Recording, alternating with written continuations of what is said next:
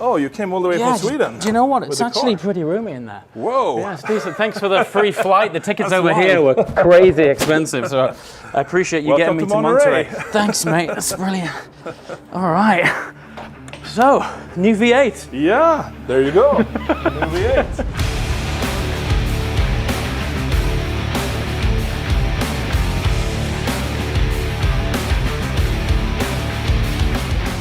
So here we are again. Pretty much 12 months to the day, right? I recognize the scene. The car was the other way around. It was. Different color, a little bit smaller maybe. But there's some big changes. Oh yeah. So here we have the production intent version of the Gemera. Actually, last year I had no idea that I was going to present what I'm going to present today. Okay. Because this all happened over the last year where we oversaw some engineer kind of playing around with engines. And we saw suddenly the V8 back on the screen. I said, hang on a second, that shouldn't be there. Yeah, but it almost fits. So, whoa, we can't unsee that. That was painful. How could that almost fit? It didn't really fit. I mean, the exhaust was kind of climbing into the subframe and so on. Right. But then we started saying, what if? What if we do a hot V? Okay, let's remove that. Okay, that fits now, wow. Then one thing led to another, and one engineer in the transmission, on the transmission side said, let's see if we can do some kind of funky wrapping with.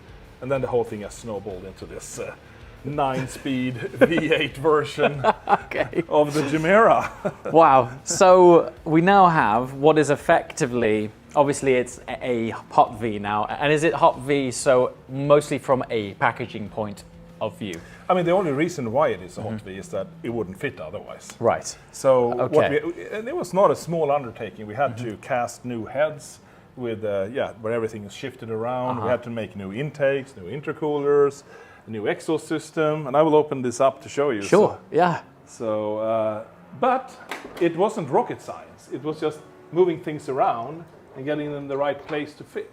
What is a bit rocket science is maybe the transmission. When Christian says it's not rocket science, I always have to ask him 2 or 3 times to explain it to me. Right, and maybe it's the wrong. Maybe rocket science sometimes is simpler, but yeah, I don't know. So, I mean, we're here a few weeks after you've announced it, so I know that you've managed to maintain luggage space too. Yes, you can have a look. How on earth have you done this? Well, first of all, that we could maintain it at all. Yes. Secondly, V8 needs more cooling than a 3-cylinder. Right. 1500 horsepower needs more cooling than 600 horsepower. So we actually had 3 carry-ons in the back and 1 carry-on on the front. That's right. Originally. But when we started working in this area, we saw that if we make the rear crumple zone in carbon fiber, making this area part of the crumple zone, we could gain some millimeters, and we did some simulation tests for rear impact and so on, and it actually improved on it. And suddenly, we could have a bigger radiator in the front and an outlet in the front hood to have more downforce.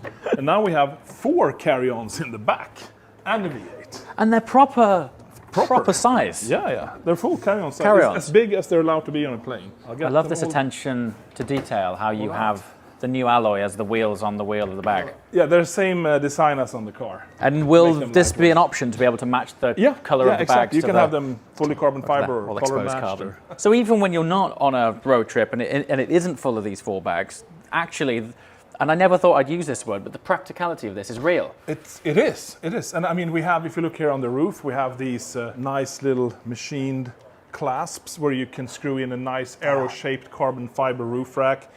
And also a nice arrow-shaped ski box.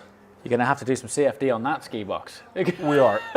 There is a sensor, so when it's on, the car doesn't drive faster than 300 kilometers per hour. Okay. With the ski box on. 300 kilometers an hour.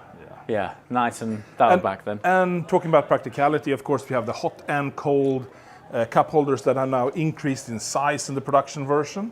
Okay. And on top of that, we have 3 seats with ISOFIX. So you can have 3 child seats in the car. So it genuinely is. I mean, I know this is a wild word to use in the context of something with what now has the best part of 2,300 horsepower. Exactly. It genuinely has practicality. Absolutely. I mean, you have wireless phone charging, you have CarPlay, you can watch video, you can go out on the internet.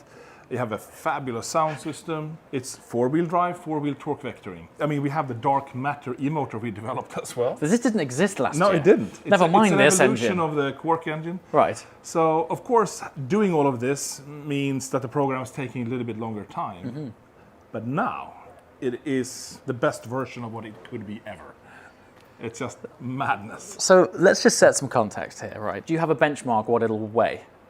Yes, so it's just over 1,900 kilos curb weight. And So that's operating with fluids. it's with 70% of the fuel tank and all the Okay. fluids and everything. In a way, that sounds a little bit heavy, but if you put it into context, if you have taken like a two-seater hypercar electric, that's like Yes. 2.2, 2.3 tons. Yeah. If you take a famous French-German brand with Yes. a lot of cylinders, two-seater, that's like Yes. over 2 tons. Uh-huh. So in that context, it's unbelievably light. It really is. And it's a hybrid with And a it's V8. got 4 seats. 4 seats, 4-wheel drive, 4-wheel torque vectoring. So it is super light, especially with 2,300 horsepower. I mean, this is the car that has the highest horsepower per kilo we've ever made. And when we simulate this for big tracks, it's like we don't believe the numbers we're seeing. And also 0 to 400, 0 to 250, I mean, It's gonna It's- bend diaphragms, isn't it? This thing, it's gonna be wild. It's madness, yeah. Crikey. But again, this super tactile usability, practicality, all baked in. So around about 1,900 kilograms operating weight with close to 2,300 horsepower. Yes. I mean, it mustn't seem that long ago for you when you achieved the unicorn 1-to-1. That's 2014. Right. So the grand scheme of things, like 10 yeah, it's so not 10 long years ago, ago. No, right? exactly. And now here we are With a some- hybrid. with a hybrid, With 4 seats. yes, that has exceeded the 1-to-1. Exactly. Of course, you always, if you can have 1-to-1 with the lowest possible weight, Yes. that's beneficial. Sure. But if you take any kind of 4 or 5-seater car Yes. with much less performance and power, this is super duper light. Unbelievable.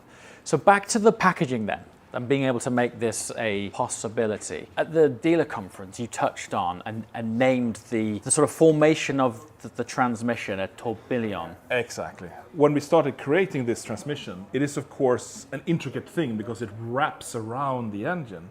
And normally you want to have as few parts as possible and as simple solution as possible. And this is a bit intricate to make that happen. But it's all for good reasons, because we could remove 2 electrical motors and 2 inverters, and we anyway had gearing on the side of the engine for the electrical motors that we revamped into connecting to the 9-speed.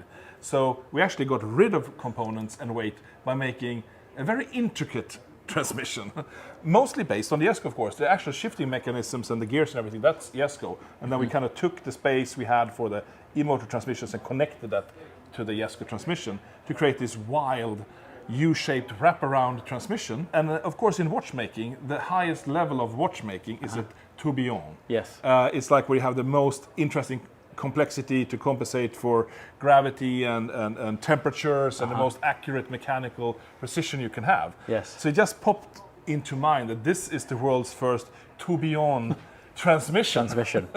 Crikey. Because it is complex for a good reason, because it enables the whole car to happen with 9-speed, no flywheel, no clutch, 4-wheel drive on the combustion engine, or you can drive pure EV with 4-wheel drive, torque vectoring at the same time, if you want, if you choose to. You know what's funny? I mean, we've been filming together now for quite some years, and I think I've said it a lot over the years that normally when I stand next to you, you've either broken a world record or come up with some new proprietary solution to achieving something. In this, you were saying earlier, you've had a win, and all of this is all off the back of genuinely trying to make something better. It's not there for styling or for doing No. it just because. I mean, it turns out not having a flywheel is a good thing. Exactly. I mean, absolutely. I mean, it's just pure, more straight to the point and removing things. With the tourbillon, yes, we added things to be able to have the engine where it needs to be to have a 4-seater, and to have the 4-wheel drive system with the dark matter electrical motor. But it's still as few components you can have to achieve it. Sure. So it is minimalism with a nice level of elegant complexity. And a great sound. And a great sound. Wow.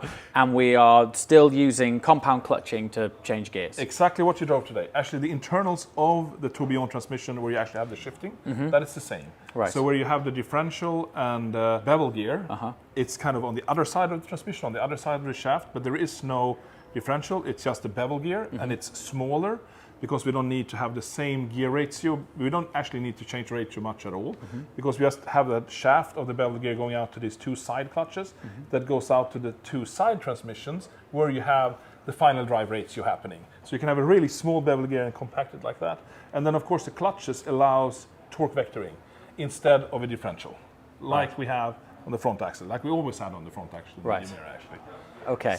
So dark matter. Run me through this. This is the world's first 6-phase electric motor. I would say effectively. world's first 6-phase for automotive use. Okay. I think there might Yes. have been for other uses. Sure, but within the automotive world, and at yes. that size too. Yeah, I mean, Right. Yeah, there's- that's unheard I've never of. seen anything like this one. And And we're talking like that sort of size. yeah, it's about this size and this thick. I wish I had one to show Yeah. you, but you can see a picture. We could splice in Yeah. a shot now, and this generates around about 800 horsepower. So it's 600 kilowatt, which is almost exactly 800 horsepower, Yes. and 1250 newton meters out of 38 kilogram.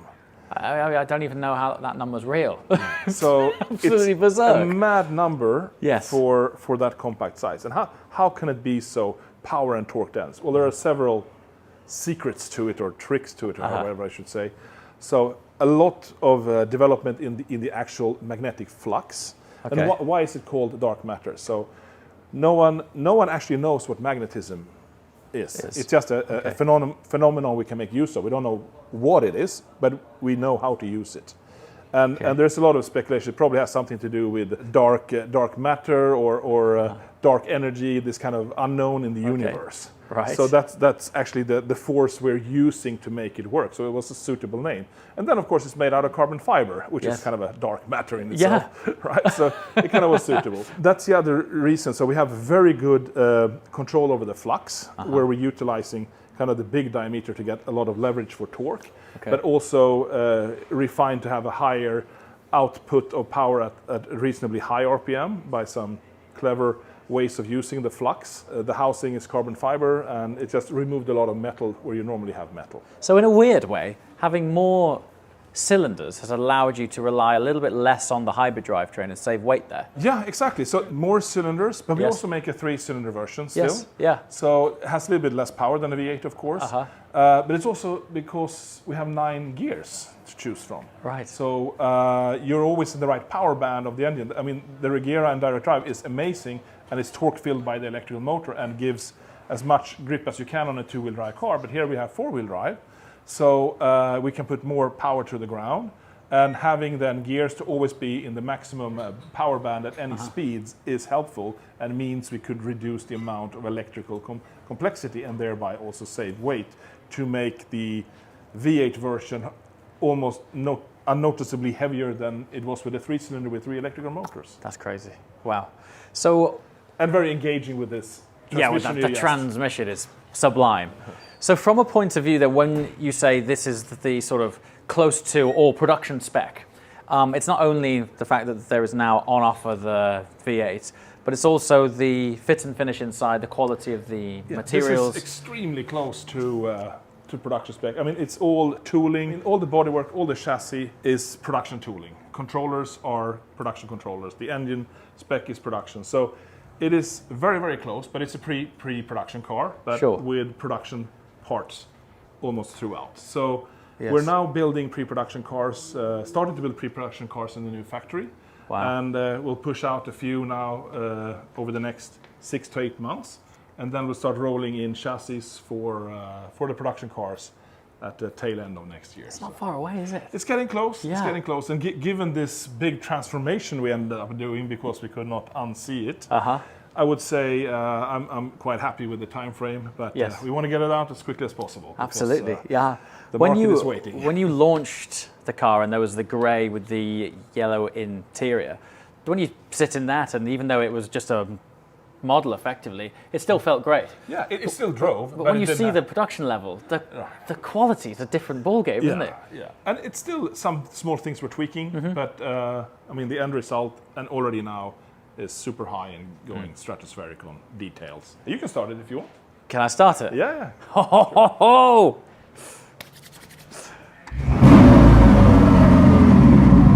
That's got some energy. Goodness gracious me.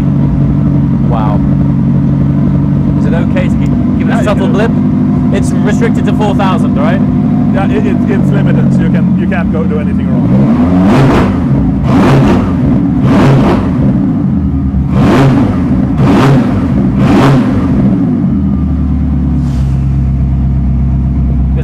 technology in this thing. This is not your like Bentley or Rolls Royce kind of 4 or 5 seat. This is a 2-seater mega car with 2 more seats with 4 carry-on bags. But I'm not saying that it's uncomfortable. It's as you not. notice with the Jesko, you can drive super comfortably. It's just that alive. It's alive. It's really rare in our industry to witness a new product category. Breed almost. Yes, this is a totally different thing. Like there's nothing to compare it to. I don't know what to compare it to. There isn't, right? It doesn't exist. Well, this one exists. This one does, yeah. It's just the wildest contraption, isn't it? Yes. You know, but you could. I really feel like you could daily this. You like can. I really. I mean, you can drive it electrically super quiet if you want with 800 horsepower. Or you can that's have the enough. rumbling monster. Yeah, exactly. And it's 4-wheel drive wheel torque vectoring on electric as well. So, and then when you want to rumble, you start up. You can drive quietly through London. Yeah. Whatever Waft you want on to do. through London, and then you can. And then you have unleash- this amazing range. I mean, when we removed the 2 inverters, we got more fuel tank space. So we have 115 liters of fuel space. So you can run this thing close to 115 liters. Yeah, you can. If you charge it fully and also you empty your battery, you can get close to 1,000-kilometer range on this. It's just wild. I mean, of course, not at any high speed, but just sure, cruising. but it's capable. Yeah. I mean, I don't think a Range Rover has that size fuel tank. It's big. It's a big fuel tank. You don't need to fill it fully up if you don't want to, but it has that amazing capacity. You can wirelessly charge your phone there as well. Just And put then it you have the in hot here. and cold cup holders. So how hot and cold are we talking here? It's about a bit over 50 degrees for a coffee, which is a nice hot coffee, Right. and down to like 6 degrees on your soda. Really? Yeah.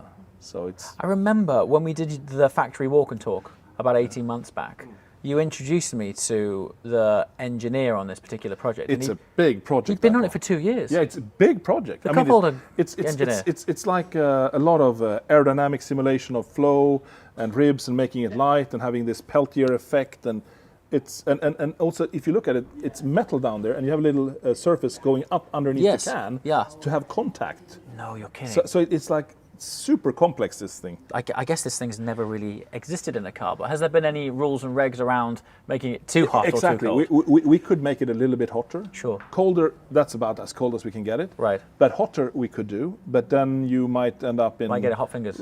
Yeah, it's a shower or something, right? So you have to watch out a little bit. Wow, but generally it's going to keep things cool on a long You'll run. be happy with or your hot. coffee for I mean, you know, coffee gets stale after a while. Sure, yeah. But I don't know, some other hot drink. And there's 8 of them. Glühwein or for passengers. Oh, thank you. Congratulations. This is absolutely mesmerizingly cool. Well done. Thanks.